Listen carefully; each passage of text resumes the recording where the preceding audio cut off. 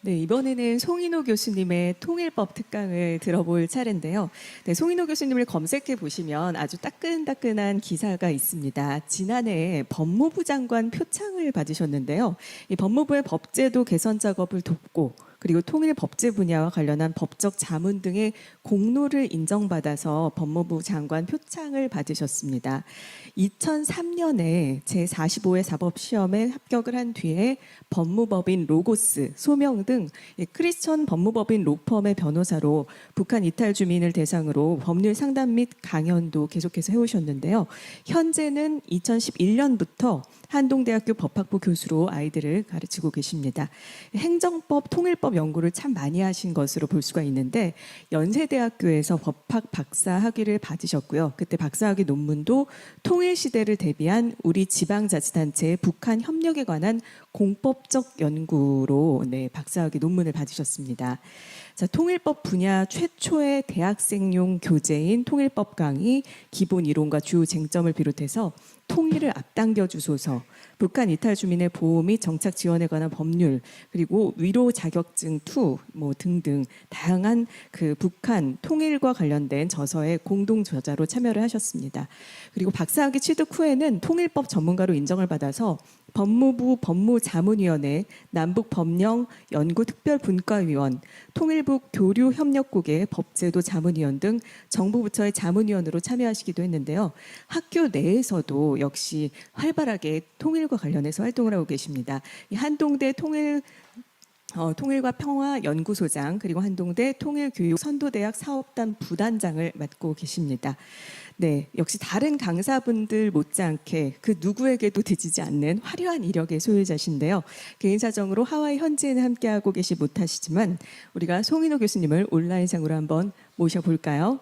송인호 교수님 나와주시죠. 예, 안녕하세요. 방금 소개받은 송인호입니다. 지금 굉장히 덥다고 제가 얘기를 들었는데 제가 직접 못 가봐서 좀 아쉽고요. 아직 저희가 이제 한국 상황에서는 또 백신 문제 때문에 좀 혼잡해가지고 이번엔 제가 가지 못했습니다. 바로 강의를 시작하도록 하겠습니다. 제가 화면 PPT를 준비를 했기 때문에 PPT를 보면서 강연을 하도록 하겠습니다. 예, 뭐 이 온라인 강의가 원래 좀 다 아시는 것처럼 이 청중과 강연자 간에 원래 눈빛도 좀 교환하고 피드백을 좀 해야지 사실은 이 강연자와 또 우리 들으시는 분들이 어떤 반응이신지 이런 것들이 좀 교감이 일어나야 되는데 그런 부분들이 온라인 강의가 좀 어려움이 좀 있는 것 같습니다. 혹시 괜찮으시면 뭐 화면 on 하실 수 있으신 분들은 on 해주시면은 제가 조금 더 강의할 때 도움이 될 것 같습니다. 부탁드리고요. 오늘은 제가 1시간 정도, 제가 부탁받은 게 1시간 10분 정도로 지금 제가 조금 전에 연락을 받았는데요. 저는 한 2시간 분량을 준비했었기 때문에 조금 빠른 속도로 진도를 나가도록 하겠습니다. 통일법, 뭐 통일에 대해서 사실은 이제 여러 쟁점들, 뭐 신앙적인 쟁점도 있고 또 북한에 대한 어떤 여러 가지 어떤 뭐 이슈들도 있고 뭐 경제적인 이슈 뭐 이런 것들은 어떻게 좀 보면은 좀 더 쉽게 다가갈 수가 있는데 이렇게 또 통일법에 대한 또 강의를 요청하셔서 어떻게 하면 좀 딱딱하지 않게 말씀을 나눌 수 있을까 생각을 좀 해봤습니다. 그래서 앞부분은 좀 가볍지만 또 저희 개인적인 그 통일 분야에 대해서 제가 연구를 하게 된 뭐 계기라면 계기고 또 그런 부분들에 대해서 신앙적인 나눔을 좀 하면서 이 통일법의 주요 쟁점에 대해서 말씀을 나누도록 하겠습니다. 화면 잘 보이시죠? 예. 제목을 제가 통일법의 주요 쟁점이라고 잡았고 또 내 기도를 들었고 내 눈물을 보았노라라는 부제를 잡았습니다. 이 화면은 여러분들이 한번 보셨을 겁니다. 이게 한반도 밤에 찍은 위성 사진이죠. 아시는 것처럼 남한은 밤마다 이제 섬이 되고 있다고 보통 평가를 하죠. 북한 지역은 깜깜합니다. 전체적인 강의를 시작하기 전에 짧게 열왕기하 말씀과 관련해서 히스기야의 스토리를 좀 전하고자 합니다. 잘 아시는 것처럼 그 열왕기하 20장에 나오는 히스기야는 유다의 왕이고 보통 일반적으로 교회에서는 병들었을 때 하나님께 간절히 기도하자 하나님께서 수명을 연장시켜 주셨다라는 간절한 기도의 대명사로 보통 유명합니다. 근데 아시는 것처럼 열왕기하 20장 그 후반절을 보면은 이 병 나은 다음에 히스기야의 반응이 달라집니다. 어, 예언자가 와서 너는 죽을 것이다 라고 했을 때는 주님 안 됩니다라고 굉장히 간절히 기도를 해서 하나님께서 그 뜻을 바꾸시는 것처럼 하나님의 뜻을 번복하는 그런 간절한 기도를 합니다. 그런데 그 이후 구절을 보시면 잘 아시겠지만 히스기야가 나은 다음에 이제 바빌론 사신들이 옵니다. 사신들이 와서 히스기야가 기분 좋아서 궁궐에 이것저것 보물을 보여줍니다. 근데 그런 모습에 대해서 하나님께서 이걸 좀 교만처럼 판단하신 것 같습니다. 자, 그래서 너희 나라는 망할 것이다라고 이제는 심판적인 말씀을 하십니다. 자, 근데 이때 히스기야의 반응이 재밌습니다. 자, 이런 표현이 나옵니다.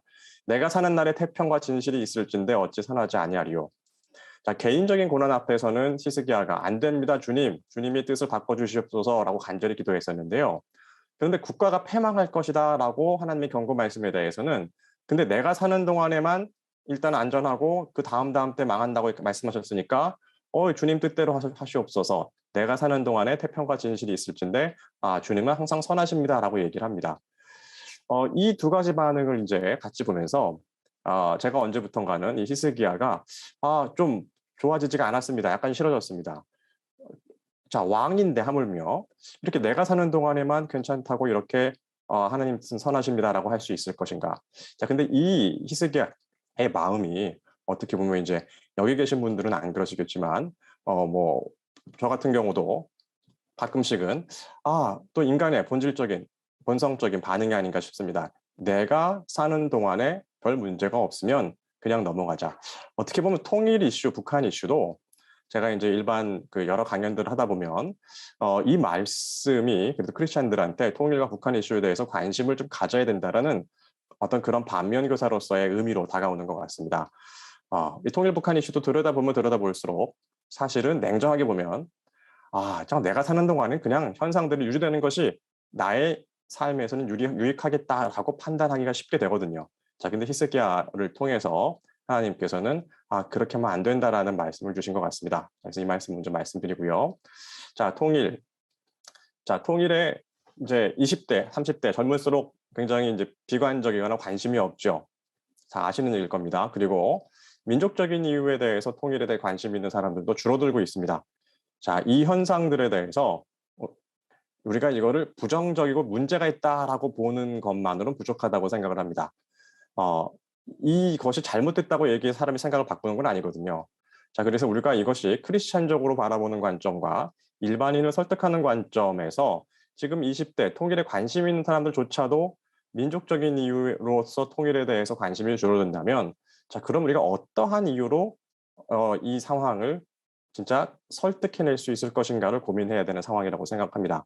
아무튼 아시는 것처럼 이 민족적인 이슈에 대해서는 이 20대로 내려올수록 통일에 관심이 있는 사람들조차도 그것만으로는 통일과 또는 북한에 대한 관심, 이게 설득이 좀 안 되는 경향이 굉장히 심해지고 있습니다. 이거는 뭐 사실 한 7, 8년 전 자료이기 때문에 최근엔 더 심해졌습니다. 사실 거의 비슷한 추세라서 제가 교체하지 않았는데요.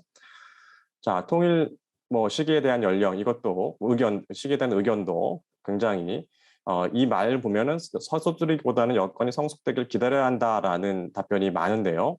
이것이 지극히 이제 합리적이라도 볼 수 있는데 제가 앞부분은 좀 빨리 하겠지만은 자 이거에 대해서 제가 역으로 인간적으로 봤을 때는 여건이 성숙되길 기다려야 되는 것이 맞는데 하나님 관점에서 어떤가라는 생각을 해봤습니다. 그래서 제가 이제 떠오른 게 하나님께서 통일을 허락하실 이유가 무엇일까라고 본다면 우리가 한반도 상공에서 하나님께서 만약에 이 한반도 전체를 아까 본 그 사진과 같은 모습을 바라보신다면 하나님께서 어떻게 생각하실까? 즉 어느 계층과 어떤 사람들에 대해서 하나님께서 가장 마음이 합하시고 계실까를 생각한다면 늘 말씀하시는 과부와 고아 나그네를 돌보시는 하나님이라는 관점에서 봤을 때 북한 주민들의 자유와 인권의 회복, 그중에서도 북한 기층 주민들의 자유와 인권의 회복에 대해서 가장 관심이 있으실 것 같습니다. 자, 그리고 이제 이런 표현이 있습니다. 준비되지 않은 통일은 재앙이다. 이게 이제 90년대 서독 기민 3인당 사람들이 점진적인 통일을 지지했다가 급속한 통일이 된 것에 대해서 그 부작용에 대해서 관심이 많았던 3인당 사람들이 많이 얘기했던 것들입니다. 이 말이 이제 지금 굉장히 퍼져 있는데요. 준비되지 않은 통일이 재앙인가라는 말도 제가 한번 생각해 봤는데요. 다 아시는 것처럼 이 말 뜻을 가만히 보면 준비되지 않은 통일은 우리에게 재앙인 거죠. 그러니까 지금 당장 통일이 되면 전쟁에 의한 통일이 되지 않는 이상 북한 주민들 또 여기 계신 분들이 많이 기도하시고 저희가 기도하는 이 북한의 기층 주민들 입장에서는 그거는 축복이죠. 이 상황에서 벗어날 수 있으니까. 자, 그래서 준비되지 않는 통일은 재앙이라는 말은 가만히 보면 이제 이게 우리한테 우리의 이기심을 뜻하는 그러한 말이 아닌가 이렇게 우리가 생각할 수 있지 않을까 싶습니다. 그래서 제가 가끔 이런 생각이 듭니다. 우리 크리스찬들이 통일과 북한 이슈에 대해서 관심이 없다면 하나님께서 안 되겠다. 너희 크리스찬들이 통일에 대해서 관심이 없다니 하면서 통일을 한번 당해봐라. 이렇게 이 표현이 좀 제가 약간 단어법적으로 얘기한 건데요. 자, 통일을 당해봐라라는 것은 그만큼 남한이 관심이 없다면 남한 주민들이 혼란에 어떻게 보면 징계로서의 통일도 있을 수 있다. 이런 생각까지 들었습니다. 자, 북한 주민들에 대한 축복이고 남한 주민들에 대해서는 징계. 뭐 이거는 이제 크리스찬들끼리 할 수 있는 얘기지만, 자, 그래서 우리가 크리스찬이라면 힘들더라도 하나님이 지금 곧 통일을 주시옵소서라고 기도를 해야 되지 않을까 싶습니다. 물론 우리가 통일에 굉장히 통일은 감상적으로 접근해서 될 문제도 아니고요. 굉장히 현실적으로 준비될 것이 많지만 적어도 우리 기도 자세는 지금 곧 주시옵소서라고 기도를 할 때 하나님께서 너희가 스스로 감당 못할 기도를 하는구나. 통일이 얼마나 또 혼란스럽고 복잡한 문제인데 하지만 너희들이 그 마음 북한 주민들의 자유와 인권이 회복되기를 바라는 그 마음에서 나오는 그러한 기도 자세는 내가 말한 대로 명한 대로 기도하는 그 모습을 내가 기뻐 본다. 이렇게 말씀하시면서 이 통일과 관련해서 발생할 수 있는 여러 문제들도 하나님께서 해결해 주시지 않을까 싶습니다. 그렇게 해 주시리라고 믿습니다. 그래서 우리가 기도 자세, 마음 자세에 대해서 한번 생각을 해봤고요. 이 말씀이 사실은 제가 이제 통일에 대해서 계속 관심을 갖게 되는 말씀 중에 하나입니다. 잠언 24장 11절 12절 말씀 보면 너는 죽을 자리로 끌려가는 사람을 건져주고 살해될 사람을 돕는 데 인색하지 말라. 너는 그것이 알 바가 아니라고 생각하며 살겠지만 마음을 헤아리는 주께서 어찌 너희 마음을 모르시겠느냐. 너희 목숨을 지키시는 주께서 다 알고 계시지 않겠느냐. 그분은 각 사람의 행실대로 갚으실 것이다. 이 말씀이 일반적인 우리나라나 남한이나 이렇게 적용하면은 이 빨간색으로 되어 있는 죽을 자리로 끌려가는 사람이라는 부분이 상징적 또는 비유적, 은유적인 표현으로 나타납니다. 영혼이 죽어가는 사람이라든지. 그렇지만 아시는 것처럼 이 말씀 자체가 북한에 적용을 하면은 여러분이 아시는 것처럼 정치범 수용소라든지 어떤 기본적인 생존의 문제라든지 이 현실적으로 이런 사람들이 있습니다. 그런데 우리는 그것이 내가 알 바 아니라고 생각하며 사실 살아가죠. 자, 근데 그것을 하나님께서 지켜보시라는 말씀입니다. 이 말씀이 이제 굉장히 경고의 말씀일 수도 있고 또는 축복의 말씀일 수도 있고 그래서 제가 이 말씀을 굉장히 마음에 무게 있게 다가와서 또 이 얘기를 강연을 하면서 많이 전합니다. 자, 그 다음에 여러분 아시는 것처럼 이사야서 58장 말씀도 내가 기뻐하는 금식은이라고 시작되는 이 말씀도 우리가 통일 북한 이슈에서 마음 가운데 우리가 좀 마음의 중심을 다잡는 그런 말씀이 아닌가 싶습니다. 자, 그 다음에 제가 지금까지는 이제 신앙적인 관점에서 이제 말씀을 좀 드렸는데요. 자, 근데 저는 이제 통일 관련해서 이 당위냐 현실이냐, 즉 우리가 이제 통일에 대해서 가끔 제가 지금 받는 질문이 통일을 해야 되나요, 안 해야 되나요?라는 질문입니다. 여러분들 이런 고민, 이런 생각들을 또는 이런 질문들을 받으실 거라고 생각을 합니다. 자, 근데 저는 그렇게 질문이 오면 이걸 반대로 묻습니다. 자, 당위, 즉 해야 하냐 안 해야 되냐는 문제가 아니라 통일이나 통일에 준하는 변화는 현실이 있을 수 있다. 왜냐하면 통일이 당위다, 통일을 해야 된다라고 아무리 외쳐도 아까도 말씀드린 것처럼 지금 젊은 세대라든지 또는 젊은 세대가 아닌 기성세대에서도 당위 문제로 가면은 왜 꼭 통일을 해야 되는데? 라는 반문이 나오고 설득이 굉장히 어렵습니다. 자, 저는 근데 통일은 현실적인 이슈라고 생각을 합니다. 자, 이제 우리가 크리스찬들 사이에서도 우리가 신앙적으로 설득할 수 있어야 되지만 넌 크리스찬의 일반인의 용어에서도 우리가 통일에 대해서 설명할 수 있어야 되는데요. 자, 남북한 소득 격차가 22배, 매년 거의 0.5배씩 늘어나고 있습니다. 자, 이 통일이라는 것은 저는 이렇게 생각합니다. 뒤에서 말씀드리겠지만 이 하나님께서 주신 가장 공평한 조건은 시간입니다. 자, 시간이라는 관점에서 생각했을 때 앞으로 10년, 20년, 30년이 지나면 적어도 여러분 잘 아시는 것처럼 북한의 장마당 세대가 있죠. 장마당 세대가 북한의 기성세대가 되는 20년에서 30년 후가 지나가면 통일 또는 통일에 준하는 변화는 올 수밖에 없다. 보통 이렇게 설명을 합니다. 자, 우리가 이런 말이 있습니다. 우리나라 과거를 봐도 그렇고요. 인접하고 있는 국가의 경제력 격차가 잘 사는 나라를 100이라고 했을 때 이쪽에 어려운 나라가 한 70% 정도 수준까지 따라오지 못하면 이 어려운 나라들이 에 있는 사람들이 젊은 사람들이 옆에 있는 다른 나라로 갑니다. 우리가 70년대 밀항을 해서라도 일본에 가서 한 1, 2년 열심히 벌면은 돌아오면은 굉장히 큰 경제적 이익이 되는 것처럼 또 우리나라에 많은 불법 체류자들이 또 오고 미국하고 멕시코에서는 항상 불법 체류자가 문제가 되는 이유는 바로 경제력 격차 때문입니다. 자, 그렇다면은 통일을 우리가 해야 되냐 안 해야 되냐라는 상황을 떠나가지고 이 남북한 관계가 지금처럼 경제력 격차 한 22배 정도 나는 상황에서는 이 북한이 오히려 지금 독재 정권이 북한 주민들을 완전히 컨트롤을 하고 있기 때문에 북한 주민들이 대거 오지 못하는 것이지 컨트롤이 약해지면 자, 북한 주민들 중에서 젊은 사람들은 남한에 올 수밖에 없고 오려는 유인책이 22배나 더 잘 사는 나라에 말도 통하는 나라 같은 민족으로 되어 있는 나라 자 넘어옵니다. 자 이런 식으로 통일 문제는 우리가 담쌓고 북한 문제 관심 없어라고 했을 때 해결될 때 그냥 남남처럼 살 수 있는 문제가 아니라는 거죠. 자, 그래서 저는 통일은 통일 또는 통일에 준하는 변화는 그냥 저 멀리서 파도가 쳐서 오고 있는 것처럼 늦어도 20년, 30년 있다가는 오게 돼 있고 자, 그러면 그 오게 되는 문제를 우리가 어떻게 풀어내느냐에 따라서 자, 우리가 동북아가 불안정해지고 3등 국가로 전락하거나 아니면 동북아가 선순환시키면서 평화와 번영을 이룰 것이냐. 자, 이 문제라고 봅니다. 그래서 우리가 통일 이슈를 한 20년, 30년 또는 한 70년, 100년 정도의 그 긴 텀에서 바라보면 통일 문제는 당위 문제가 아니라 현실적으로 통일 또는 통일에 준하는 남북관계의 변화의 흐름은 오게 돼 있고 따라서 준비 문제로 바뀐다고 말씀을 드리고 싶습니다. 자, 제가 이게 말씀드린 그 내용입니다. 통일할 필요가 있냐 없냐의 문제가 아니라 장기적인 관점에서는 필연의 문제가 될 수 있고 그 이유는 90년대 중반 이후에 고난행군 시기에 그 기성세대보다 충성도가 굉장히 차이가 있는 이 장마당 세대가 지금 한 30 정도 됐고요. 자, 그러면 시간이 지나면 남북관계가 지금과는 다르게 진행될 가능성이 높고 자, 그러면 수십 년의 시간을 두고 남북한이 단일국가 또는 EU처럼 국가연합과 같은 자, 이런 식으로 해서 북한 체제도 변화하고 점진적으로 합쳐질 가능성이 높다고 봅니다. 자, 이것이 일회적인 통일이 될 수 있을지 또는 점진적인 즉 한 2, 30년 후부터 시작해서 또한 50년, 70년 걸리는 자, 그러한 통일이 될지 그건 모르지만 아무튼 남북관계의 변화는 오게 돼 있다. 시간이 흐름에 따라서 북한의 기성세대도 역사의 뒤안길로 물러나게 돼 있기 때문에 자, 그런 관점에서 시대적 과제다. 자, 그렇게 인식할 필요가 있다고 생각을 합니다.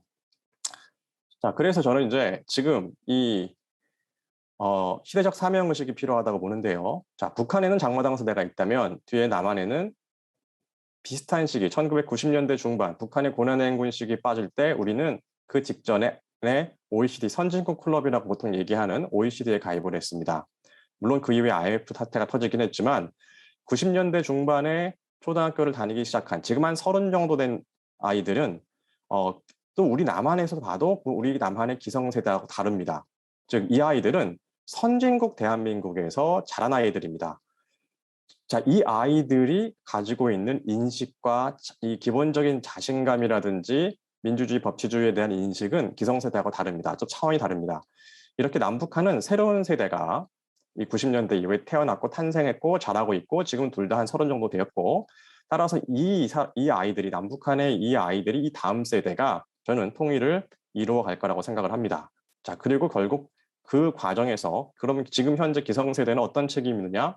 이러한 미래 세대를 위해서 어떤 나라를 물려주기 위해서 우리가 준비할 것인지 자, 통일이라는 것은 미래 세대에 대한 결단이고 그 미래 세대가 통일을 주도하기 위해서 그 판을 짜주는 역할, 준비하는 역할이 지금 현재 기성세대의 역할이라고 생각을 합니다. 물론 아까도 말씀드린 것처럼 그 과정에서 북한 주민들의 참여가 필요하고 아마 이 장마당 세대가 주력이 될 거라고 봅니다. 자, 뭐 이 부분도 이제 빨리 좀 넘어가겠습니다. 자, 북한에 대한 이해 앞에서 뭐 여러 강의들이 있었을 텐데요. 자, 왼쪽은 남한이고 오른쪽이 북한이라고 볼 수가 있지만 실제로 보다 보면 왼쪽도 북한이고 오른쪽도 북한이죠.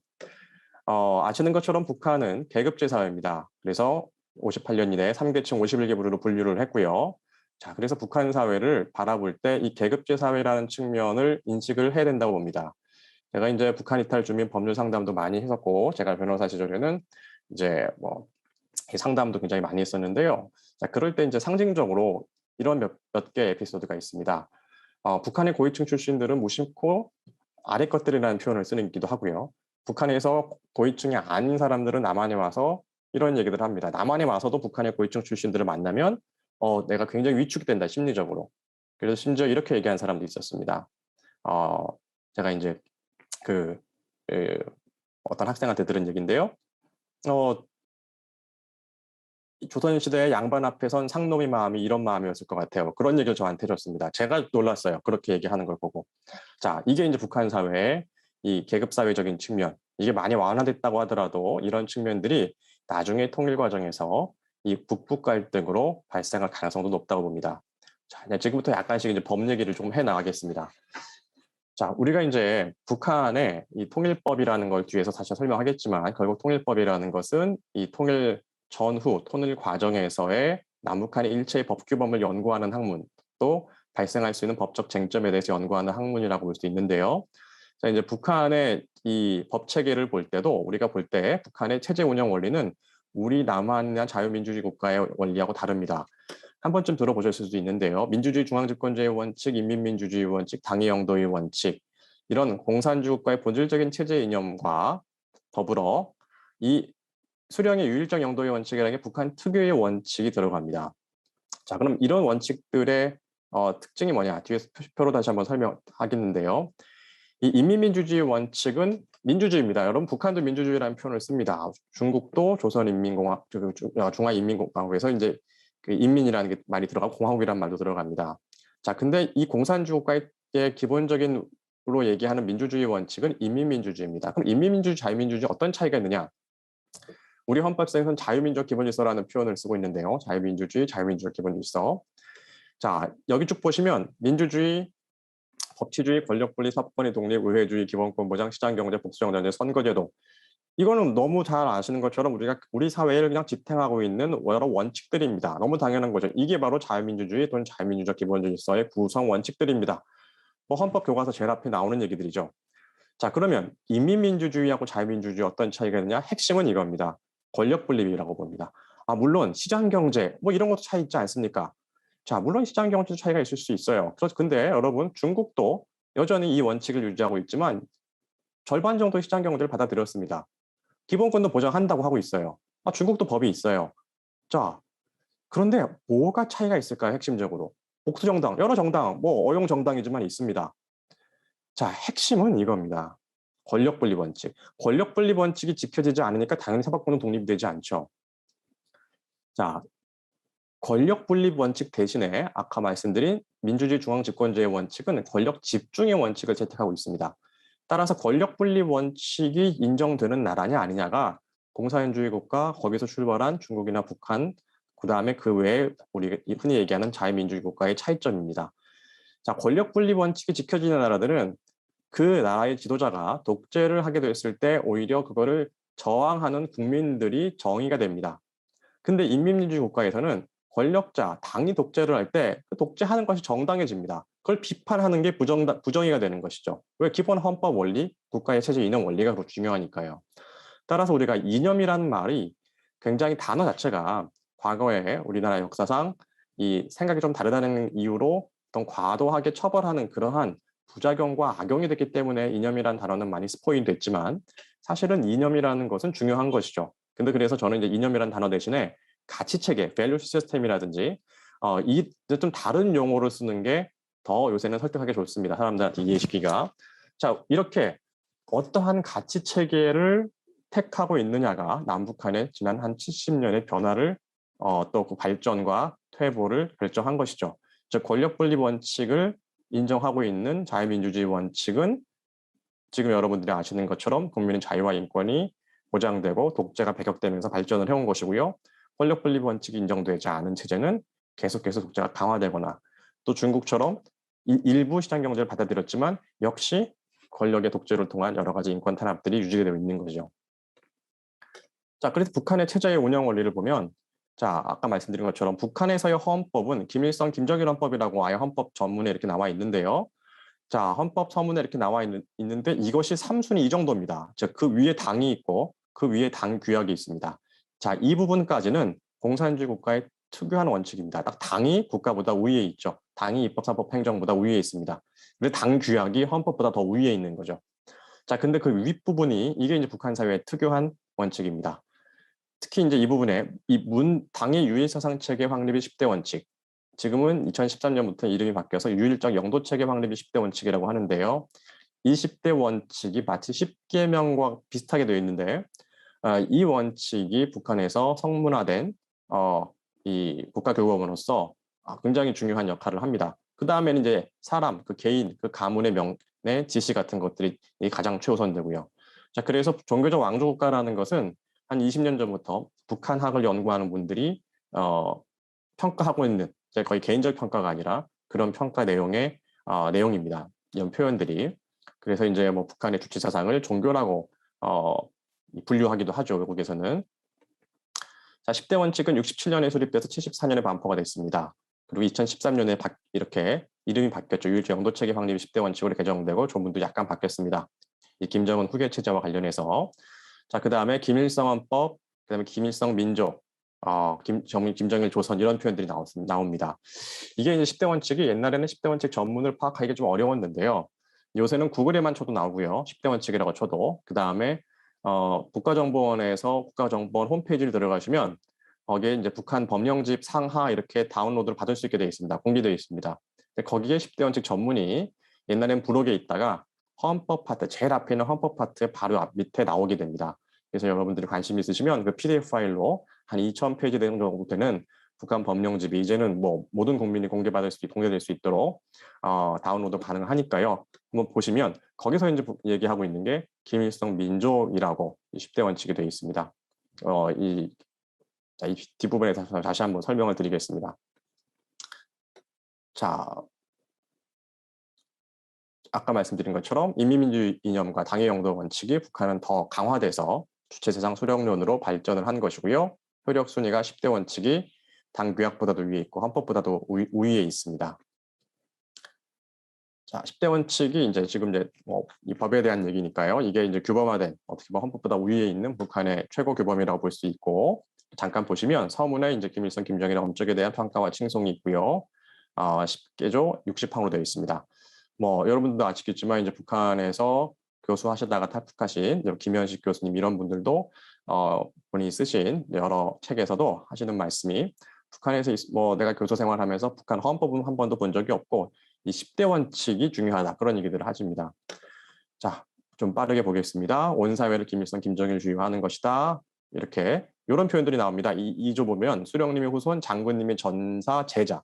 이 특이하죠. 이 제자라는 표현이 사실은 국가적인 우리 교회에서나 쓰는 얘기지. 이 제자라는 표현을 국가 공식 문건에 쓰지 잘 않죠. 근데 이제 이런 제자라는 표현이 들어갑니다. 김일성 민족, 김정일 조선의 무궁한 번영이 있다라고 얘기합니다. 뭐 잘 아시는 것처럼 이 10대 원칙이라든지 북한의 김일성이 이 기독교적 영향을 받았다는 그런 부분들이 뭐 이런 데 조금 더 명확하게 나오는 현상을 보이고 있습니다. 자, 그 다음에 이제 뭐 잘 아시는 것처럼 초상화, 석고사 이런 것들을 철저히 보유해야 된다. 여기 계신 분들은 기억하실 거라고 보지만은 이제 2002년인가요? 그때 우리나라의 응원단이 그 플래카드 이 김정일 이 초상이 그려져 있는 플래카드를 보고 거기에 비 적고 있다. 자, 그런 것들이 이제 이의 어떤 그런 행동들 법적 근거가 이 10대 원칙 3조에 근거합니다. 자, 그리고 이제 10대 원칙 8조 1항을 보면 정치적 생명을 끝없이 빛내기 위해서는 몸과 마음을 바쳐야 된다. 이게 이제 기독교적으로 보면 순교죠, 순교.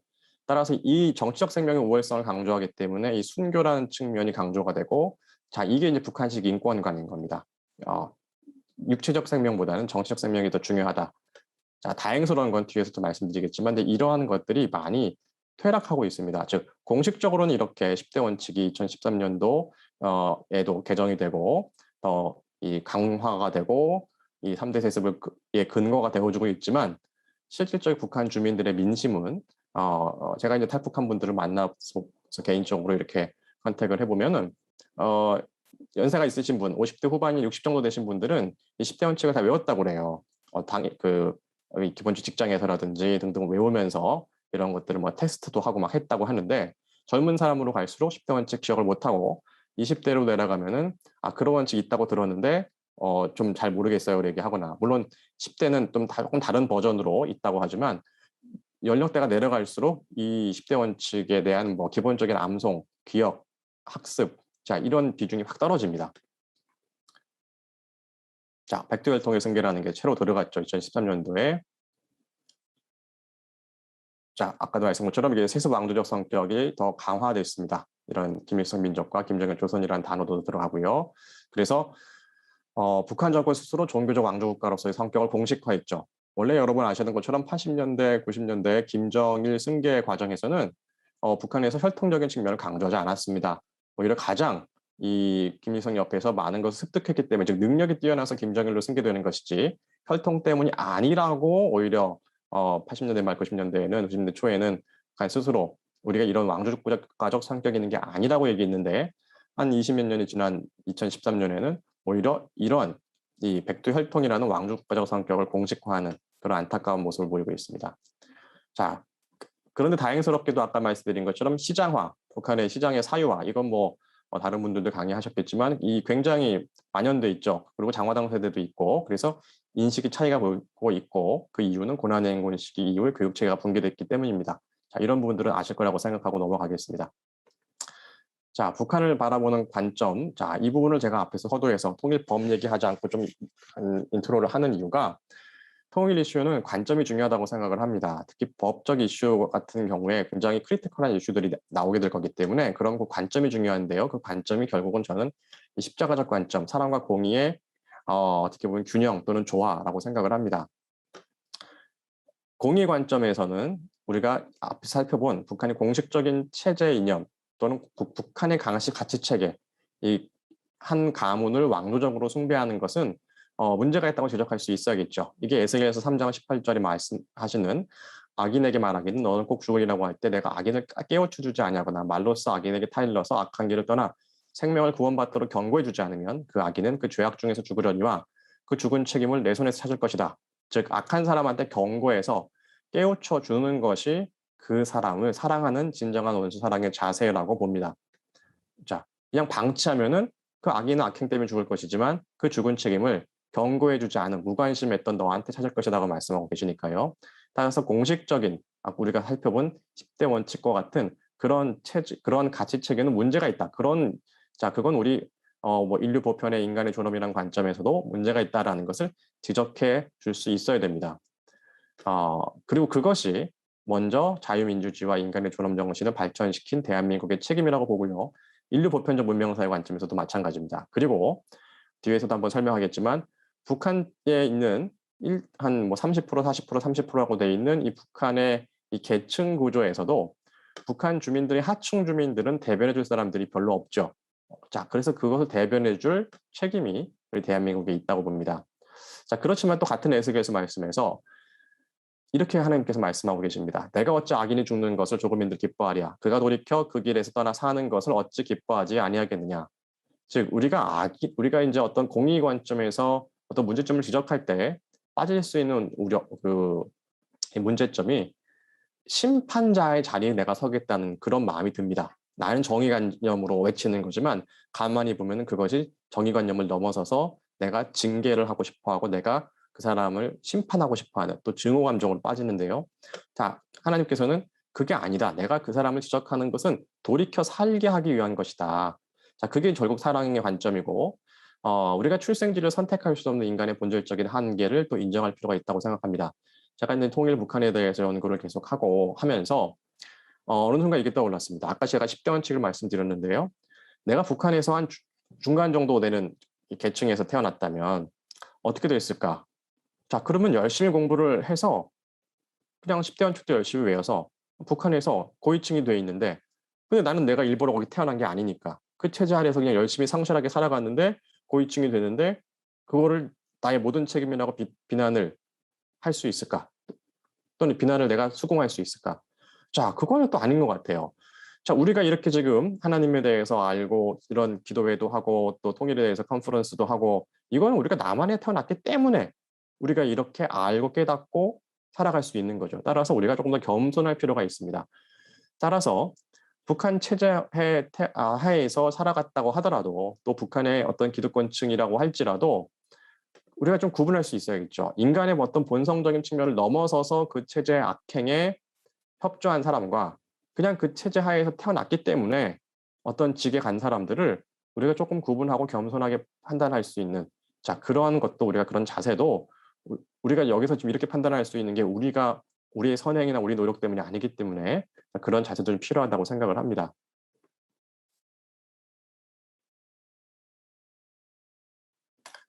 자, 그럼 우리가 이제 사랑과 공의 균형, 자, 십자가 정신이라고 말씀드렸는데요. 자, 이런 것이 실제 정책에서도 요지가 되어 있습니다. 이런 예가 있습니다.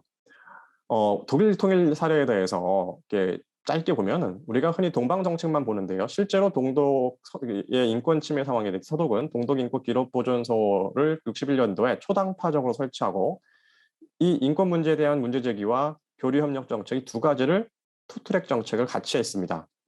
자, 정상회담을 할 때도 통일과 자유에 대해서 얘기를 했고요. 자, 따라서 이 인권에 대한 문제 제기와 교류 협력을 역할의 차이라고 보면서 우리가 존중할 수 있고, 이것을 국가적으로도 투트랙 또는 양날개 정책으로 추진할 수 있다고 생각합니다. 이것이 어떻게 보면 이 마지막으로 정리가 되는 게, 우리가 통일 법제적인 측면에서 통일 준비하기 위한 법과 정책에서도 이런 정신이 반영돼야 된다고 생각을 합니다. 실제로 탈북한 분들 만나보면은 이 뭐 80년대, 예를 들어서 80년대에는 북한에서 남한에서 이렇게 시위 같은 모습들을 남한 사회의 혼란을 드러낸다는 측면에서 많이 보도를 했는데, 오히려 그런 방송들을 보고 북한 정권의 의도와 달리 남한이 우리보다 잘 사는구나. 왜냐하면 시가지 모습들이 보이고 대학생들이 시위할 때 그 옷차림들이 보이니까요. 그래서 그 대표적인 게 시계죠. 시계 같은 게 반짝반짝하면서 저기는 대학생들이 다 시계 차고 다니나? 자, 이러면서 북한 체제가 선전하는 것이 잘못됐다는 걸 깨달았다고 하는 분들도 제가 이제 만났었거든요. 따라서 이 교류 협력이라는 것도 인적 교류가 중심이 된다면 결국 사람들이 깨우치고 정보가 들어가는 것이죠. 인권에 대한 문제 제기는 아까도 말씀드린 것처럼 우리가 어떤 것을 지향하는지 그 원칙적인 측면에서 끊임없이 해야 되는 것이고요. 자, 이러한 이 균형 있는 정책이 필요하다고 생각을 합니다. 자, 또 이것을 이제 성경적으로 보면 사랑과 진실이 만나고 정의와 평화가 입을 맞춘다라는 시편 85편 10절 말씀의 실현이 아닌가 싶습니다. 현실적으로 우리가 사랑과 진실이 만나기가 쉽지가 않죠. 인간적인 마음에서는 잘 모를 때 그 사람을 사랑하게 되지, 잘 알게 되면은, 즉 진실을 알게 되면 사랑하기가 쉽지가 않아집니다. 우리가 멀리 있는 사람은 이웃은 도울 수 있지만 내가 좀 잘 아는 사람들은 그 사람의 장단점이 다 보이기 때문에 사실은 사랑하는 마음이 잘 안 생기는 것이 인간의 본성이잖아요. 또 정의와 평화도 사실은 같이 하기가 어렵습니다. 왜냐하면 이 평화라는 말을 그냥 갈등 없는 일이라고 생각한다면 정의를 외치면 갈등이 생기거든요.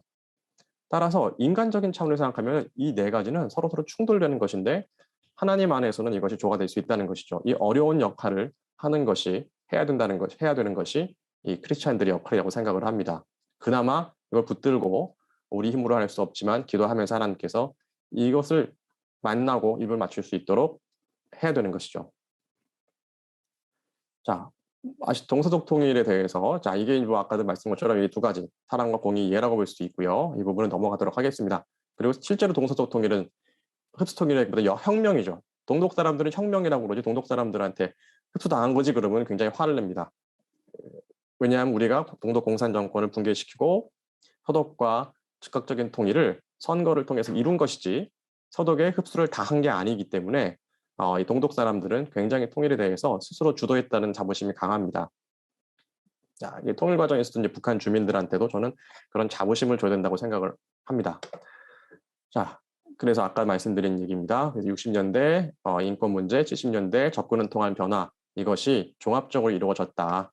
자, 그래서 우리가 독일 통일도 제대로 보면 앞으로 우리가 이 투트랙 정책, 우리나라에서는 이 투트랙 정책을 제대로 시행한 적이 없는데요. 이러한 관점이 필요하다라는 말씀을 전하고요. 자, 이제 조금 더 법의 취지, 우리 통일법이라고 볼 수 있는 통일의 목적 또는 통일법의 목적에 대해서 한번 말씀을 드리겠습니다. 자, 우리 헌법에서는 이렇게 설명하고 있습니다. 대한민국 영토는 한반도와 부속도서로 한다. 그리고 4조에서는 대한민국은 통일을 지향하며 자유민주적 기본 질서에 입각한 평화적 통일 정책을 수립하고 이를 추진한다. 10조에서는 모든 국민은 인간으로서의 존엄과 가치를 가진다. 이런 식으로 되어 있습니다. 자, 4조를 먼저 보겠습니다. 우리가 흔히 평화통일이라고 얘기하지만 사실은 저는 이 부분을 꼭 강조를 하고 싶습니다. 왜냐하면 우리 헌법에서 평화통일이라고 얘기하고 있지만 자유민주적 기본질서라는 이 전제를 반드시 언급을 하고 있거든요. 따라서 같이 봐야 됩니다. 자, 자유민주적 기본질서는 앞에서 제가 말씀드렸습니다. 이게 어떤 요소인지. 따라서 우리는 헌법적으로 자유민주적 기본질서라는 통일의 가치적, 목적적 한계를 명시하고 있습니다. 그리고 방법적으로 평화적 통일이 된다는 방법적 한계. 따라서 이거 목적과 가치는 자유민주주의적 기본질서라는, 즉 우리는 우리 헌법적으로 명확합니다. 북한의 체제 이념과 남한의 체제 이념을 적당히 n분에 섞는 거는 우리 헌법에 반합니다. 섞을 수 없습니다. 자, 헌법적으로는 가치 이념적으로는 가치 체계적으로는 우리는 남한의 체계 정신으로 통일하는 겁니다. 그게 우리 헌법입니다. 아까 얘기한 민주주의, 법치주의, 기본권 보장, 권력 분리, 사법권위 성립 이거를 포기하면서 통일할 수는 없습니다. 자, 그렇지만 우리는 무력 통일도 안 됩니다. 그러니까 좀 어려운 건데요. 자, 그렇지만 명확하게 우리 헌법 정신을 이해할 필요가 있다고 생각을 합니다.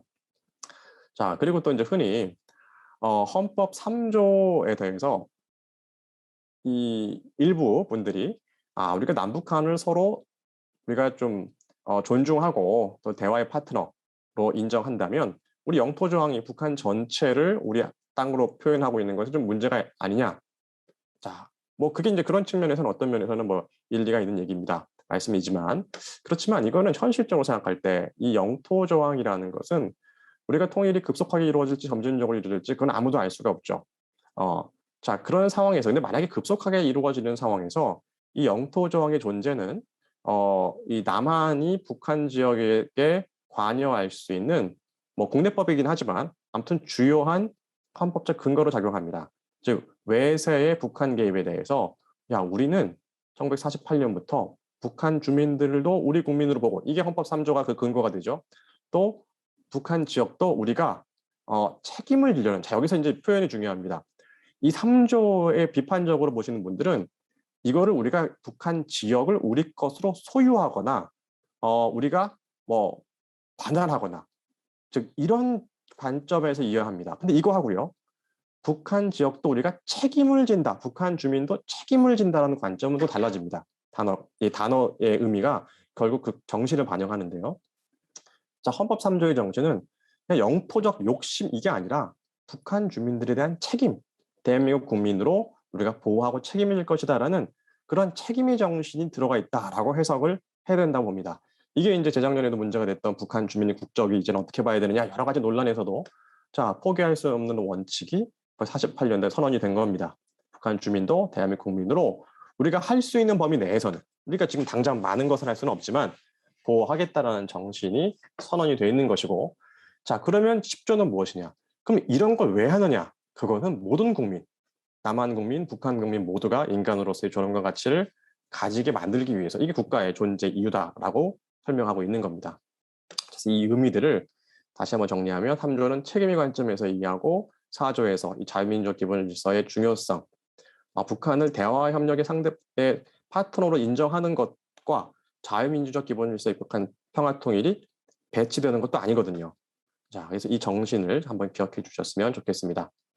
자, 그래서 이제 실제로 뭐 동서독 기본조약도 72년에 체결을 하고 우리보다 훨씬 먼저 교류 협력을 했던 서독도 자, 서독 연방헌법재판소가 이렇게 판단을 했습니다. 즉, 동서독 기본조약 체결 이후에도 서독 기본법상의 재통일 의무와 역시 서독 기본법, 이게 서독의 헌법 같은 건데요. 동독 주민에 대한 보호를 끝까지 견지를 했던 겁니다. 자, 그래서 이런 단어를 썼습니다. 자, 서독 기본조약 체결 후에도 서독이 할 수 있는 범위 내에서 동독 주민들의 인권을 보호하기 위한 노력을 내정 간섭이라는 이유로 제한할 수 없다는 입장을 서독 연방헌법재판소가 견지를 했습니다. 왜냐하면 서독에서 똑같은 문제가 있었거든요. 동서독 기본조약을 체결해서 동독을 대등한 파트너로 인정을 했으면 그러면 이제 동독 주민들에 대한 서독의 어떤 뭐 보호라든지 뭐 이 탈동독을 한 동독 이탈 주민을 뭐 보호하는 이런 걸 하지 말아야 되는 거 아니냐라는 논란이 나왔을 때 그건 다른 것이다. 따라서 동서독 기본조약을 체결했어도 우리가 뭐 내정 간섭을 하지 말아야 된다는 이유로 서독이 동독 주민들을 보호할 수 없다. 이렇게 해석할 수는 없다. 서독이 할 수 있는 범위 내에서 자 동독 주민들을 보호하고 인권을 보호하기 위한 노력은 해야 되는 것이고 자 이런 입장을 견지했기 때문에 동독 주민들이 서독을 선택한 겁니다.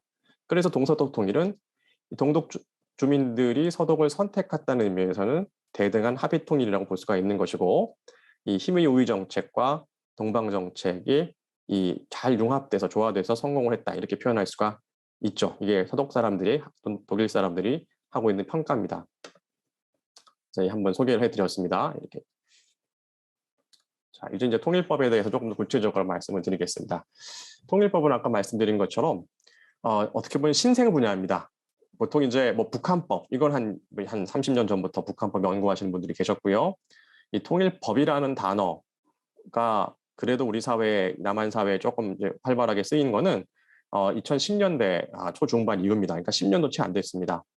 이 한국연구재단이라고 대한민국의 모든 학문 분야를 망라하고 있는 그 이제 국가가 설립한 재단이 있습니다. 여기에서 이제 학문 분류표를 이제 만들어 놨는데요. 여기에서도 이제 통일관계법이라고 이제 용어가 있습니다. 자, 근데 2010년대 이후에는 통일법이라는 표현이 그래서 국가기관부터 많이 쓰기 시작해가지고 뭐 예를 들어 민주평통에서는 통일법제 분과 이렇게 있고요. 또 뭐 통일부, 뭐 법무부에서 통일법무과, 그 다음에 뭐 법제 뭐 통일부에서도 뭐 통일법제팀 뭐 이런 식으로 해서 이 통일법 또는 통일법제라는 부분이 연구하거나 아니면 정부의 한 부서로 이제 존재합니다. 그리고 이제 통일법 연구하는 학자들이 본인 전공이 저도 이제 박사논문 행정법 쪽으로 석사를 했지만 또 박사 논문은 이제 스스로 이제 통일법이라는 이 내용으로 이제 박사 논문을 썼는데요. 이 통일법을 그래도 아예 주된 연구 분야라고 연구하시는 분들이 한 20분 정도 됩니다. 자, 그래서 이제 어떻게 보면 이제 이런 통일법 내용들이 이제는 독립된 분야로 조금씩 커져 있고 또 이 통일법에 대해서 아예 뭐 대학원에서 박사 과정을 주는 그 대학들도 생기고 있는데요. 이 통일법의 정의는 아까도 말씀드린 것처럼 통일 과정, 통일 전후에 문제되는 법적 쟁점 및 남북한의 통일 관련 법규를 연구하는 법학의 학문 분야 이렇게 생각하시면 됩니다. 자, 그러면 결국은 통일법을 연구하려면 북한 법제 및 북한 사회에 대한 이해도 필요하고요. 우리 남한에 있는 이 통일 관련 법제에 대한 연구도 필요하고 또 아까 말씀드린 동서독 통일 과정 또는 중국 대만 관계에 대한 해외 사례에 대한 연구 또 필연적으로 북한 사회가 체제 전환이 될 테니까요. 이 개방법제에 대한 연구도 필요하고 자, 근데 가장 중요한 특징이 이 통일법을 단순히 북한의 법전만 보게 되면 이 현실적이지 않은 결과에 도출될 가능성도 높습니다. 따라서 북한학이라든지 또 이 구체적인 해당 예를 들어서 뭐 북한 사회복지 법제를 연구한다. 그러면 사실은 융합 연구가 필요하죠. 북한학적 관점, 어떤 법적 관점, 그 다음에 사회보장이라는 또는 그런 학문적 관점이 융합을 이루어야 되는 그런 특징이 있습니다. 그리고 이제 통일법의 그 의미는 아까도 말씀드린 것처럼 특히 이제 여기 2번과 관련해서요. 우리가 이제 통일 이슈에 대해서 여러 그냥 주장들은 할 수 있는데 이것이 아까도 말씀드린 것처럼 우리 헌법에서는 어떻게 돼 있고 자, 우리 판례는 어떻게 보고 있고 조금 더 구체적인 얘기를 할 수 있는 그런 장점도 있습니다. 자, 그럼 이제 통일 과정의 주요 법적 쟁점에 대해서 한번 말씀드리겠습니다. 뭐 그 전에 잠깐 이 남북관계에 대한 국내법을 소개해드리면요, 뭐 남북 교류 협력에 관한 법률, 남북 협력 기금법, 남북관계 발전에 관한 법률, 개성공업지구 지원에 관한 법률, 북한 이탈 주민 보호 및 정착 지원에 관한 법률, 그다음에 남북 주민 사이 가족관계 및 상속 등에 관한 특례법도 있습니다. 이 법이 이제 그래도 상대적으로 최근에 제정된 법이고요. 이 법에 따라서 북한 주민들이 남한에 있는 자기 부모님이 돌아가시면 그 상속과 관련해서 뭐 소송도 걸어오고 있습니다. 그래서 법적으로는 이 북한 주민이 남한의 법원에 소를 제기하는 경우도 왕왕 생기고 있습니다. 자, 법적으로 봤을 때 우리가 대법원 헌법재판소는 북한은 이중적 지위를 봅니다. 즉 평화 통일을 위한 동반자와 반국가 단체로서의 성격이 같이 있다. 물론 이것도 제가 볼 때는 이 용어가 좀 중요할 것 같아요. 뭐냐면 북한이 이중적 지위가 있다. 이렇게 보는 것보다는 어떻게 보면 북한의 정권, 북한의 정부 이렇게 좀 보는 게 맞지 않을까 싶은 생각도 듭니다. 그러면 조금 더 정확한 표현이 되는데 아무튼 일반적으로 그냥 북한은 이중적 지위가 있다. 그리고 남북 간의 관계는 나라와 나라의 관계가 아니라 통일을 지향하는 과정에서 생기는 잠정적인 특수관계다. 이렇게 보고 있고요. 헌법 3조의 가치는 아까 말씀드렸습니다. 북한의 급변 사태가 혹시라도 발생할 경우에 헌법 3조가 굉장히 의미가 있을 것이다. 그리고 실제로 우리가 북한 주민의 국적 관련해서 이 2010년 이후에 이 북한 이탈 주민의 국적과 관련해서 해외에서 뭐 영국이라든지 호주라든지 뭐 이런 나라들이 법원에서 우리 헌법 3조를 많이 인용하고 있습니다. 자, 이제 무슨 얘기냐면요. 우리가 이제 북한 주민들이 탈북을 했을 때, 근데 우리나라에 남한에 바로 들어오지 못하고 해외에 있을 경우에 이 사람들을 난민으로 인정해야 된다 이런 얘기들이 이제 2000년대 중후반에 많이 있었어요. 그렇죠? 근데 이제 여기에 대해서 이 난민이 인정되려면 본국에 송환됐을 때 박해받을 위험이 있어야 돼요. 그런데 본국이 단순하게 생각하면 북한이다. 그러면 난민 인정이 되겠죠. 그런데 지금 대한민국 헌법을 보면 이 사람들이 남한 국적도 되는 거거든요. 따라서 어떤 면에서 보면 북한 주민들은 외국인 관점에서 봤을 때는 이중국적이라는 거죠. 북한과 남한이 이중국적이다. 그렇다면은 예를 들어서 영국이나 호주 법원 입장에서는 또는 호주 법원 뭐 이런 데서 아니 북한 너희들은 지금 남한 국적도 되고 북한 국적도 되는데 그럼 본국에 돌아가서 박해받을 위험 북한에 가면 박해받겠지만 남한에 가면은 너희는 박해도 안 받고 오히려 정착지금 주고 그러는데 그럼 넌 난민 인정 안 해줄 거야. 자 그래서 실제로 난민 인정이 안 된 케이스들이 있습니다. 자, 그러니까 이제 이게 한편으로는 뭐 양면성이 있죠. 그 나라에서 난민 인정 받아서 살고 싶다라는 사람 입장에서는 난민 인정이 거부되는 그리고 그 나라 입장에서는 굳이 북한 이탈 주민을 난민으로 인정하지 않아도 되는 논거가 되지만 또 한편으로는 거시적인 관점에서 봤을 때는 해외에 있는 나라들도 그 나라 법원들도 남북 관계가 특수성이 있고 남한 헌법에 따르면 북한 지역도 남한이 책임지는 그런 게 있구나라는 것을 인정받고 있는 것이죠. 그러면 아까도 말씀드린 것처럼 북한의 급변 사태가 발생했든지 아니면 남북 관계의 특수성을 앞으로 통일이 점진적으로 되는 경우에도 국제사회로부터 인정받는 근거가 될 수 있는 거죠. 자, 그러한 역할들을 헌법 3조가 하고 있습니다. 자, 우리 통일 시나리오는 여러 가지가 있을 수 있겠죠. 급변 사태로 인해서 뭐 북한을 남한이 일방적으로 장악할 수 있는 그런데 대체 정권이 동서통일과 같이 이 생겨서 북한에 수립이 되고 그 다음에 이제 남한 주도로 되는 경우, 점진적으로 되는 경우, 그 다음에 뭐 현 정권이 그대로 유지하면서 개혁 개방을 하는 경우, 자 이런 가능성, 이런 시나리오가 있을 수 있겠고, 뭐 이 중에서 이제 가능성은 2번, 3번이 가능성이 높다고 보통 평가가 되는데요. 자, 이 말씀을 제가 왜 드리냐면 우리가 통일 정책이라든지 통일법 또는 가상적인 연구에서는 기본적인 시나리오를 설정하고 그 시나리오에 따라서 어떤 법적인 어떤 똑같이 시나리오적인 법제 정비 방안을 만들기 때문에 이런 것에 대해서도 우리가 한번 생각을 해볼 필요가 있습니다. 자, 이제 주요 쟁점에 대해서 몇 가지를 한번 말씀을 드리겠습니다. 자, 이제 통일헌법. 사실 이제 통일헌법에 대해서 제가 이제 뭐 강의를 제가 부탁받기도 하는데요. 근데 제가 통일헌법에 대해서는 통일헌법만은 제가 강의를 구체적으로 안 합니다. 왜냐하면 아까도 말씀드린 것처럼 통일헌법이라고 해서 우리가 특별히 다루는 새로운 게 있을 수도 없고 있어서도 안 됩니다.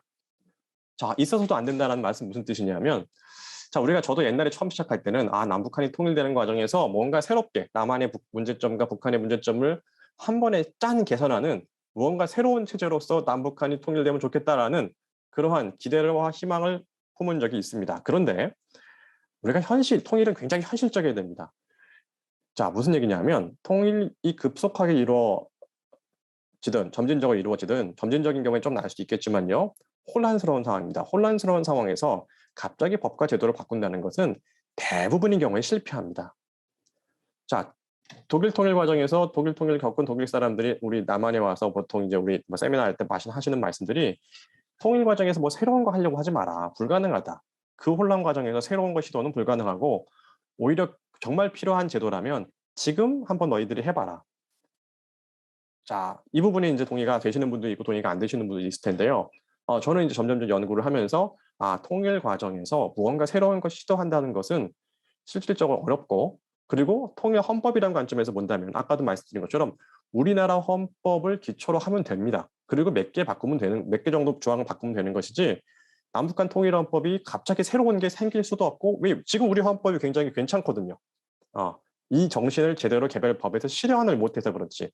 자, 그렇기 때문에 새로운 게 나온다는 것보다도 오히려 지금 북한의 현실, 즉 우리가 여기에 있고 북한이 여기에 있는데 이걸 어떻게 효과적으로 부작용 없이 업데이트를 시키는가가 중요한, 그게 굉장히 중요한 우리의 고민과 에너지가 들어가야 될 부분이라고 봅니다.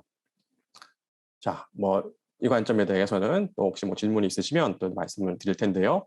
자, 그런데 그렇지만 우리가 통일 과정에서 또는 그 전도 상관없는데 미리 해도 통일 헌법을 한번 헌법 1조로 한번 바꿔볼 필요는 있다. 이런 생각이 들었습니다. 무슨 얘기냐면 아까 우리가 헌법 10조에 있는 인간의 존엄성 존중 조항을 예를 들어서 서독 같은 경우에는 2차 세계대전 이후에 나치 시절의 반성적 고려를 통해서 1조 1항에서 이것을 앞으로 당겼습니다. 자, 그래서 무슨 얘기냐면 이겁니다.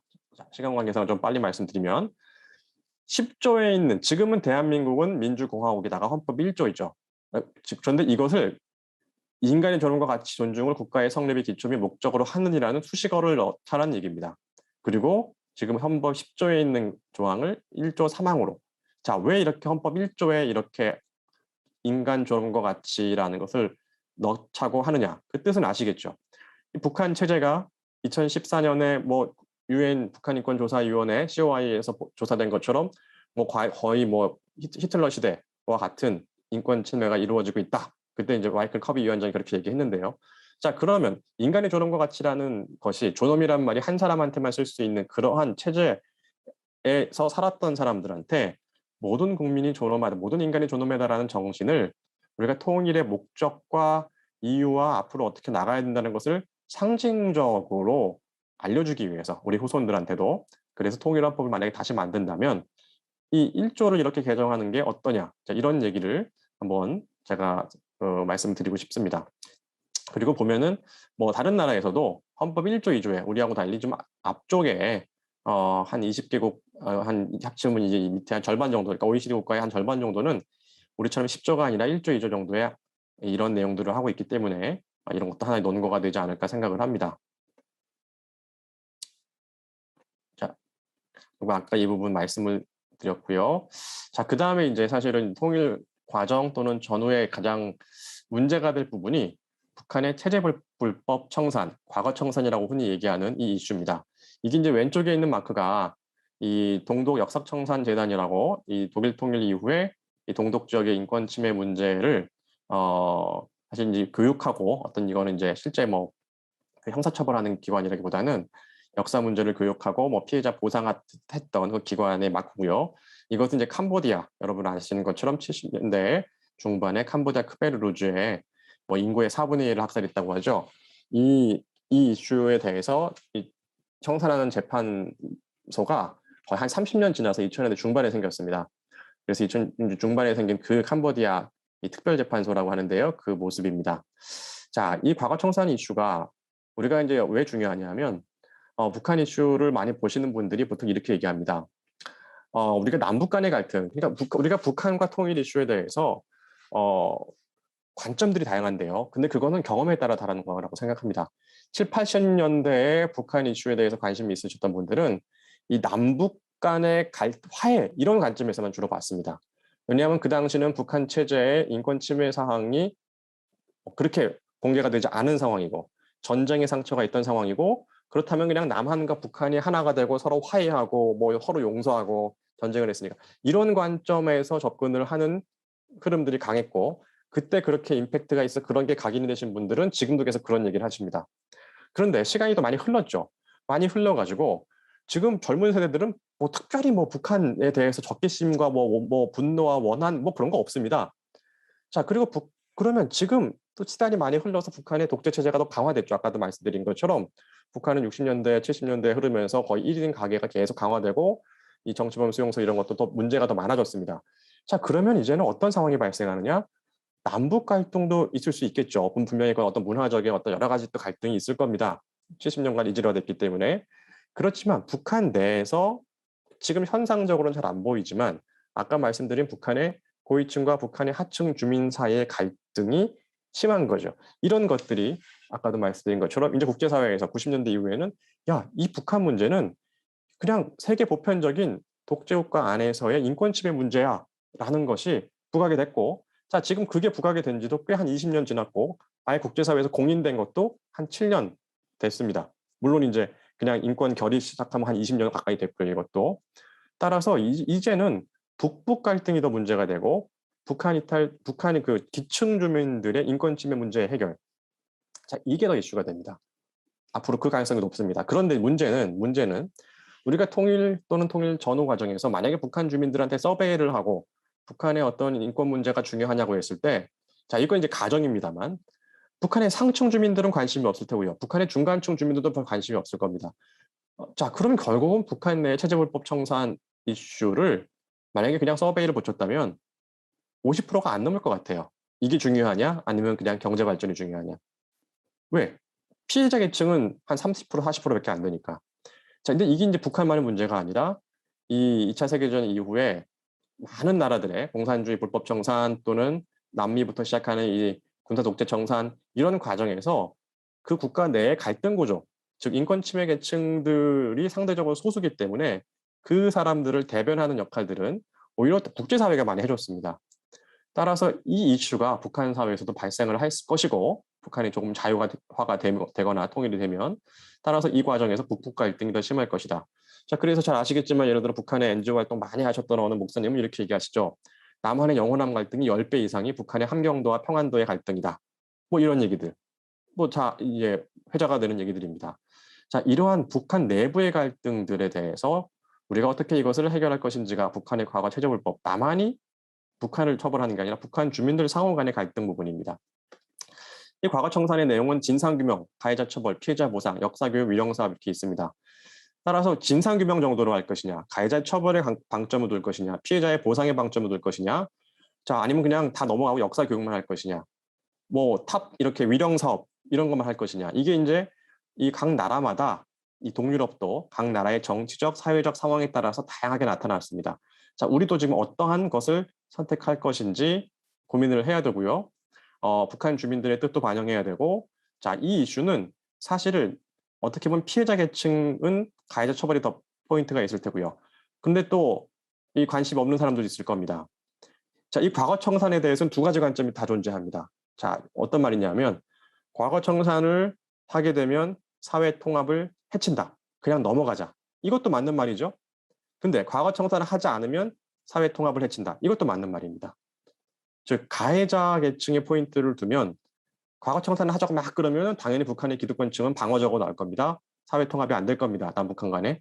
근데 그냥 넘어가면 역시 또 피해자 계층들은 야, 정의가 실현되지 않는구나 라고 또 사회 통합이 안 될 겁니다. 그래서 이 용어를 같이 씁니다. 즉 과거 청산을 하지 않고 넘어가자라는 사람들도 사회 통합에 져야 되니까 과거 청산은 최소화해야 된다. 또 사회 통합을 위해서도 과거 청산을 해야 된다. 이게 이제 갈등 구조거든요. 자, 그러면 결국 이렇게 갈등 구조 상황에서는 100%를 만족시킬 수는 없습니다. 결국 한 70% 정도를 만족시키는 절충 조화안이 나와야 되고, 그럼 그 절충 조화안을 만드는 그 역할과 그 위치에 있는 사람들도 누구냐면 아까 말씀드린 사랑과 공의의 조화, 사랑과 정의와 평화가 만나고 사랑과 진실이 만나고 정의와 평화가 입을 맞춘다는 이것을 할 수 있는 그런 마인드가 되어 있는 크리스찬들이 좀 주도해야 된다고 생각을 합니다. 아까 말씀드린 것처럼 이런 과거 청산 사례들이 20세기에 굉장히 많았습니다. 그래서 쟁점들은 이 통일의 방식에 따라 달라지겠죠. 북한의 이 동독과 같은 레볼루션이 일어나면 좀 더 쉬워질 테고요. 그렇지 않으면 더 어려워질 겁니다. 그 범위를 어떻게 할 것인지, 재판기구를 뭐 국내법적으로 할 것인지, 국제재판소를 이용할 것인지, 뭐 이런 여러 가지 쟁점들이 있습니다. 자, 또 하나는 우리가 통일하면은 통일에 관심 없는 분들도 흔히 얘기하시는 게, 야, 그 북한에서 저기 6.25 전쟁 때 내려오신 분들의 그 땅 문서, 자, 이 얘기를 하시는데요. 자, 그것만 포함하는 건 아니고요. 그걸 포함해서 이 체제 전환이라는 것이 이루어지게 되면 결국 부의 재분배가 일어납니다. 여러분들이 한번 기억하실 겁니다. 90년대에 러시아를 비롯해서 동유럽이 이 시스템이 바뀌었습니다. 근데 그러고 10년도 안 되나서 러시아의 무슨 재벌, 무슨 재벌, 석유 재벌, 무슨 재벌들이 나타납니다. 이상하지 않습니까? 도대체 러시아가 언제부터 이 자본주의 시장 경제였다고 10년도 안 돼서 재벌들이 나타날까요? 그 이유는 이 국유재산인 단순히 그냥 땅을 뺏긴 그게 아니라 그냥 다 국유재산이었으니까요, 기업들이. 이 기업들이 러시아에서는 그 기득권층한테 그냥 분배가 됐습니다. 당 간부들은 당 간부 아는 사람들한테. 그렇기 때문에 아주 단순하게 예를 들면 내가 국영 어떤 기업 월급쟁이 사장이었는데 갑자기 나한테 그 기업이 내 개가 되는 겁니다. 나의 주식 지분이 이 주식회사 바뀌면서. 그럼 난 그 순간적으로 재벌이 되는 거죠. 그런 일들이 벌어진 겁니다. 국가적 부의 재분배 과정이기 때문에. 따라서 그러면 이 경우에 그러면 북한의 체제 전환 과정에서 이 북한의 국유 재산들을 어떻게 사유화할 것인지 또 현실적으로 북한이 지난 한 20년간 시자화, 사유화 현상이 많이 이루어졌는데 그것을 어디까지 존중할 것인지 뭐 그런 부분들을 우리가 존중을 해야겠죠. 북한 주민들이 스스로 노력해서 돈을 번 부분들은. 자, 이런 부분들에 대해서 실제로 뭐 독일이나 또는 동구권에서 여러 법제들이 있었고 그 법제에 따라서 긍정적인 효과, 부정적인 효과들이 있었습니다. 재사유화라는 것은 억지로 뺏긴 것들을 우리가 돌려주는 걸 얘기하는 것이고요. 그래서 이제 원상회복을 할 것이냐, 아니면 뭐 그냥 공유재산을 할 것이냐, 보상할 것이냐, 상징적인 보상을 할 것이냐 이런 쟁점들이 있습니다. 대략적으로 여기에 대해서는 완전한 원상회복은 좀 어렵고 실질적으로 그렇게 되면 기업 투자가 어렵기 때문에 이 남한에 오신 분들은 이 북한의 땅을 뺏기고 오신 분들한테는 상징적 수준에서 보상을 해주거나 하자 뭐 그런 안들이 가장 유력한 안으로 떠오르고 있습니다. 그 다음에 이제 협의 사회라는 것은 이렇게 뺏긴 게 아니라 그냥 북한이 지금 이 공산주의 경제 체제로 이 국유화 공유화하고 있으니까 이런 것들을 어떻게 주민들한테 나눠줄 것이냐. 그래서 농지 같은 경우에는 우리도 옛날에 농지 개혁 했었으니까 이거는 그냥 나눠줘야 되지 않겠느냐. 지금 농사를 짓는 분들한테. 그 다음에 이제 소규모 기업이나 대규모 기업들은 어떻게 사유화할 것인지 여러 논의들이 있는데요. 다만 이 동유럽과 차이점은 이게 좀 차이점이 있습니다. 뭐냐면 동유럽은 어느 정도 기업들이 있었기 때문에 기업의 분배가 의미가 됐지만 북한 같은 경우에는 우리가 실질적으로는 기업을 사유화한다기보다는 새로운 자본이 들어가서 새롭게 기업을 설립하는 문제가 더 됐기 때문에 이 기업 사유화를 둘러싼 이 부의 재분배에 따른 불평등 현상은 좀 적을 것이다. 뭐 이런 얘기들이 있습니다. 그래서 이것도 하나의 이슈가 됩니다. 자, 그 다음에는 이제 흔히 이제 아주 거시적으로는 통일 통치 구조와 관련해서 헌법적 차원에서 아예 연방국가 국가 형태를 연방국가로 할 것이냐, 단일국가로 할 것이냐, 대통령제로 할 것이냐, 의원대각제로 할 것이냐, 양원제로 할 것이냐, 단원제로 할 것이냐 등등 논의가 있는데요. 여기서 연방국가라는 것은 지금 뭐 북한이 얘기하는 고려 연방제를 얘기하는 게 아닙니다. 이 전제가 서로 아까도 말씀드렸지만 가치 체계가 다른 나라들은 연방국가가 할 수가 없습니다. 헌법적으로 아까 보신 것처럼 자유민주적 기본질서라는 것으로 북한 체제가 변화됐다는 전제 하에서 전제가 됐지만 그렇게 변화됐지만 그래도 경제적으로 사회적으로 너무 우리가 분단 기간이 길기 때문에 바로 단일국가 하는 게 어려우면 연방국가 체제를 좀 거치는 게 어떠냐라는 논의들이 있습니다. 근데 여기에 대해서는 우리가 북한하고 남한하고 1대1 연방제는 좀 문제가 있다. 왜냐하면 그렇게 되면 중재가 안 된다. 서로 이 사이가 안 좋아졌을 때 혹시나. 그래도 실제로 예멘 같은 나라가 이 단순히 급속하게 통일됐다가 다시 이제 내전이 발생하고 그랬었거든요. 자, 그래서 이제 이런 아이디어들을 얘기하시는 분이 계십니다. 남한 북한의 연방 국가보다는 좀 재밌게 들리실 수도 있지만 뭐 8도 연방제식으로 이렇게 각 그 광역 단체별로 연방 국가를 만드는 게 어떠냐 뭐 이런 얘기도 있으시고요. 자, 근데 여기에 대해서 비판은 우리가 이런 연방 국가를 한 적이 있냐 우리 역사에 지난 1000년간 우리는 단일 중앙 집권적이었는데 이걸 갑자기 통일 과정에서 갑자기 연방 국가적으로 한다? 그게 되겠느냐? 자, 그런 비판의 목소리도 있습니다. 자, 정부 형태 같은 경우에도 이 의원 내각제를 하자. 북한 이런 목소리도 강합니다. 그리고 이 연결해서 보는 얘기인데요. 인구 비례로 하게 되면 남한이 더 많은 그 의석수를 차지할 테니까 남북한 동수로 구성되는 상원을 두자. 이런 견해도 있습니다. 근데 이거 동일합니다, 여러분. 통일이 만약에 됐는데 이것을 남북한 동수로 나누고 남북한을 지역으로 나눠버리면 그 갈등 구조가 계속되는 겁니다. 그래서 저는 개인적으로 그러한 인위적인 이 북한 지역을 배려하자는 건 좋지만 그 배려하자는 것이 이렇게 인위적으로 상원은 50대 50으로 남북한 이렇게 나누는 것이 과연 통일된 국가에 바람직할 것인가 그 이후에 그런 좀 개인적인 의문점이 있습니다. 아무튼 이런 논점들이 있다는 부분들 그리고 아까도 말씀드린 것처럼 이런 것들을 갑자기 하는 것보다는 이런 거에 대해서 만약에 정말 우리가 연방 국가정이 필요하다 그러면 지금 남한부터 지방 분권을 강화하는 한번 연습을 해보고 또 의원 내각제가 필요하다 그러면 남한부터 한번 해보는 것이 실제로 통일 과정에서 갑자기 이렇게 하는 것보다 낫지 않을까 이런 생각을 좀 말씀을 드립니다. 자, 그래서 결론적으로는 급속한 통일의 경우에는 오히려 대통령제를 유지하는 게 바람직하고 뭐 단일 정부 주도로 혼란을 극복할 필요가 있으니까요. 점진적 통일의 경우에는 뭐 좀 나눠서 할 수 있지만 이거는 이제 선거제도도 개혁해야 되고 굉장히 좀 천천히 할 필요가 있다. 그리고 이 양원제 이런 식으로 상원을 남북한 동수로 한다는 것은 오히려 계속 좀 남북한을 이렇게 갈라지게 만드는 자, 그러한 문제가 있지 않을까.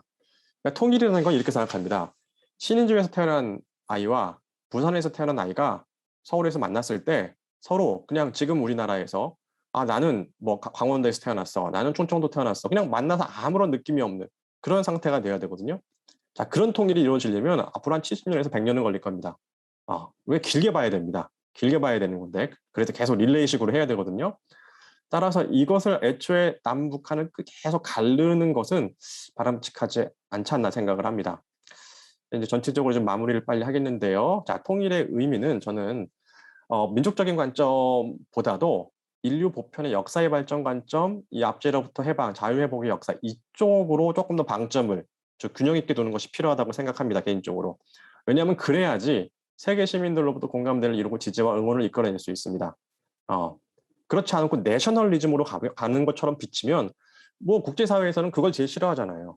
따라서 그렇게 그런 관점으로만 보면 우리가 민족적인 관점을 배제하자는 얘기가 아니라 민족적인 관점 앤드 인류 보편의 역사 발전이다.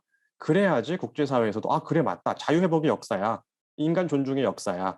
자, 이런 관점에서 봐야지 국제사회의 지지와 국제사회의 지지가 없으면 남북한 통일은 어렵고요.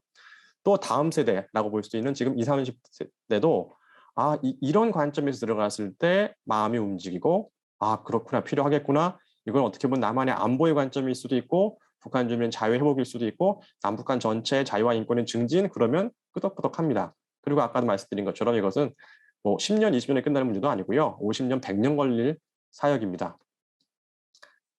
자, 재헌헌법의 아이들 아까 말씀드린 재헌헌법이 꿈꿨던 나라에서 자라난 첫 세대가 지금 한 30 정도 됐습니다.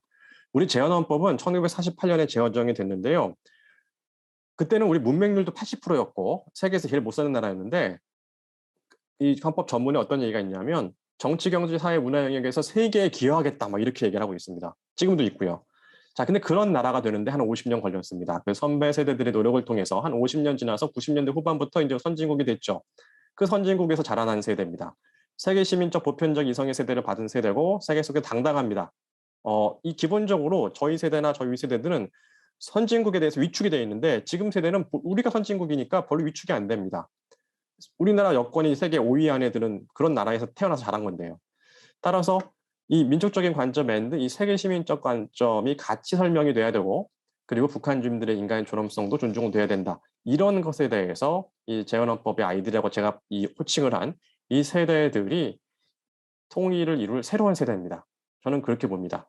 이 세대가 앞으로 20년 있으면 한 50 정도 되면 이 대한민국을 이끌어갈 거고 그렇게 되면 그때 대한민국은 지금하고 다를 거라고 봅니다. 그리고 이 아이들이 북한의 장마당 세대하고 같이 손을 잡고 통일에 준하는 변화를 이끌어갈 거고요. 그럼 그때부터 시작해서 한 50년, 100년 지나면 남북한이 진짜 하나가 되겠죠.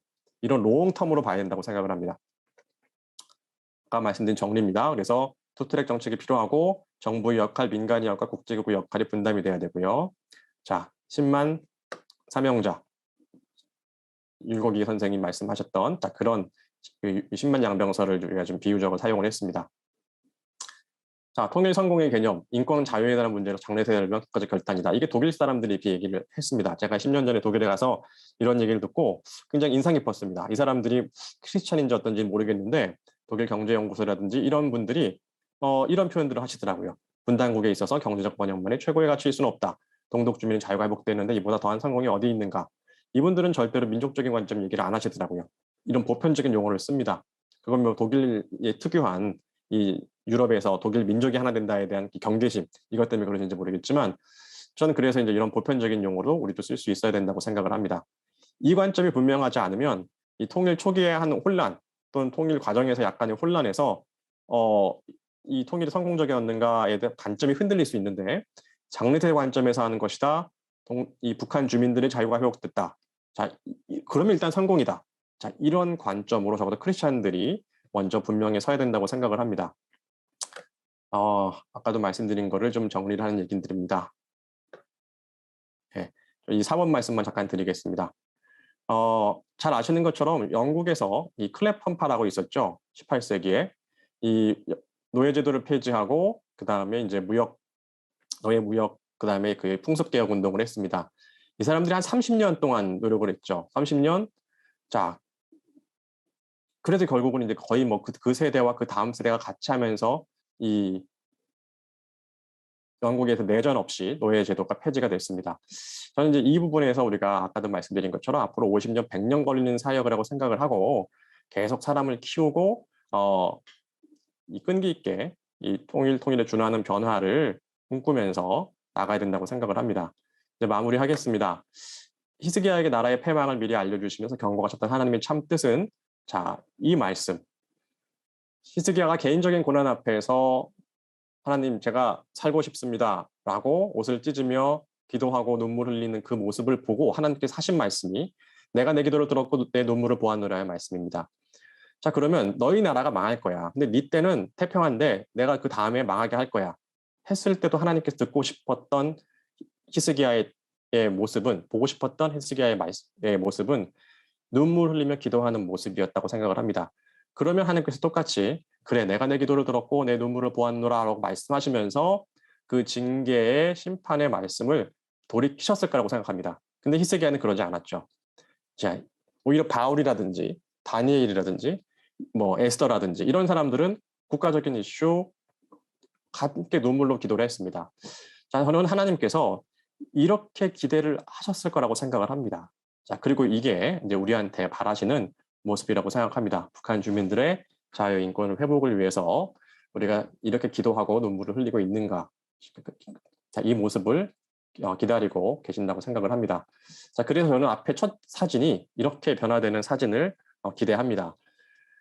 남한만 화난 것이 아니라 북한도 화난. 근데 북한도 화난 것이 경제적인 어떤 번영의 화남, 비치남, 뭐 이런 것도 분명히 또 있어야겠지만 우리가 법적으로 설명하면 인간 존엄의 빛, 우리가 신앙적으로는 이 복음의 빛이 이렇게 환하게 빛나는 이 모습을 이 땅에 살아가면서 저희가 볼 수도 있고 아니면 우리가 천국에서 이 모습을 보게 되겠죠. 자, 그런 긴 안목으로 준비해야 된다고 생각을 하고요. 오늘 제가 뭐 통일법에 대한 얘기를 그냥 살짝 넣어서 법적 관점에서 말씀을 드렸습니다. 예, 시간을 좀 제가 빨리 줄여서 말씀드리냐고 지금 1시간 10분 네, 마쳤습니다. 좀 많이 좀 말씀을 좀 급하게 드린 게 아닌가 싶은데요. 혹시 질문이 있으신 분 계시면 제가 질문을 받고 마치도록 하겠습니다. 예, 뭐 없으시면은 제가 잠깐 기도하고 바로 마치도록 하겠습니다. 하나님 감사합니다. 오늘 우리 또 하와이에서 또 전 세계에서 많은 분들이 또 이 북한을 향해서 기도하고 또 이 시대에 하나님께서 저희에게 주신 시대적 사명을 위해서 기도하고 있습니다. 히스기야가 정말 자신의 고난을 앞에서는 눈물을 흘리고 기도했지만 국가적인 이슈 앞에서는 내 시대에 태평하면 괜찮다라고 넘어간 그 모습을 저희들이 반면교사 삼아서 저희들이 이 북한 주민들의 자유와 인권의 회복과 이 남북한의 회복을 위해서 더욱더 기도하는 저희들이 될 수 있도록 인도하여 주시옵소서. 저희들 비록 인간적으로 연약하고 자신들의 문제만 보면서 쓰러지기 쉽지만 성령 하나님을 믿고 의지하며 나아갑니다. 아버지 하나님 저희들의 믿음의 연약함을 긍휼히 여겨 주시옵시고 저희들이 기도와 눈물을 아버지 긍휼히 여겨 주시옵소서. 무엇보다 이 순간에도 고통받고 있을 북한의 기층 주민들의 그 눈물을 아버지 긍휼히 여겨 주시고 하늘의 은혜와 회복의 때를 아버지 부디 허락하여 주시길 간절히 기도드립니다. 이 모든 또 이번 또 행사 가운데 아버지께서 함께해 주시옵시고 아버지께서 각 사람에게 아버지 뜻에 맞는 은혜와 또 능력과 마음을 또 지혜와 지식을 허락하시길 기도드리며 모든 말씀 생명 되신 예수님 이름으로 기도드립니다. 아멘. 예, 마치도록 하겠습니다. 감사합니다. 네, 고맙습니다. 네, 송인호 교수님의 북한과 통일에 관련된 통일법의 실제에 대해서 자세히 살펴봤는데요. 이 북한 이탈 주민들을 위한 많은 고민을 하셨고 거기에 대한 활동과 또 교수로서는 지금 많은 연구를 그렇게 그 고민들을 그대로 녹여낸 것들이 그 흔적들이 느껴져서 더 귀한 강의가 아니었나 싶습니다. 이렇게 의미 있는 강의를 해주신 송인호 교수님께 다시 한번 뜨거운 박수 부탁드립니다.